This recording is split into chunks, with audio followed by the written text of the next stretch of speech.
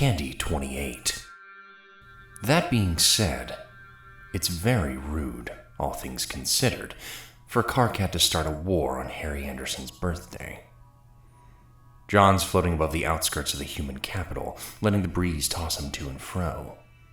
He's hanging upside down in the air, watching the first stage of the Troll Rebellion's forward assault begin to establish their defensive position along the border.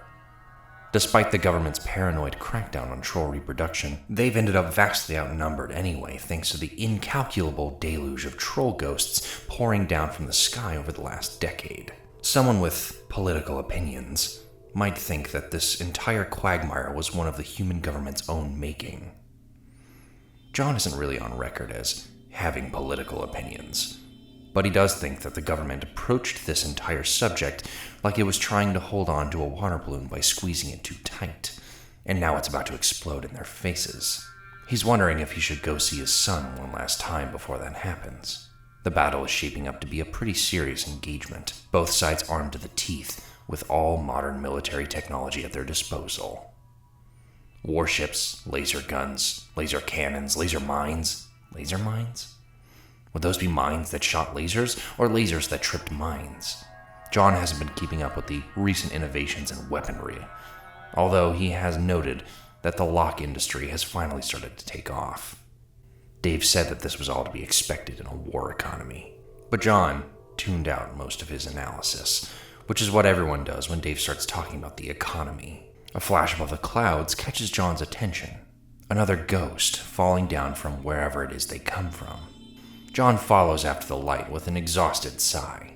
The novelty of dead trolls falling from the sky has really worn off over the years. But he might as well go warn the new arrival that they've landed in the middle of an imminent war zone. He sets down at the edge of the crater and peers through the smoke. He recognizes the ghost immediately, because he sees a younger version of her almost every day. Vriska? Vriska's face snaps up, eyes blazing. Eyes. Actual eyes with expression, color, pupils, and everything. Wait, you're alive? John skids down the side of the crater and helps her sit up. He wasn't imagining it. She's extremely alive and extremely wounded. And above all, extremely Vriska.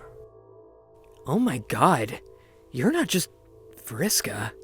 You're like literal, for real, actual Vriska.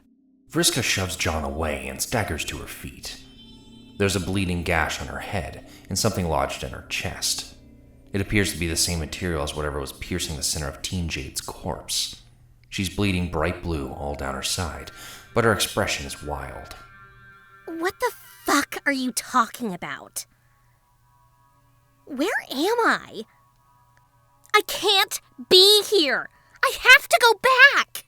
Back where? I need to see what happened. I need to know how it turned out. How what turned out? Vriska, you're bleeding horribly and talking total nonsense. We need to get you some help. She whirls around and grabs John by the shoulders. She starts shaking him, voice cracking with crazed desperation. I need to go back.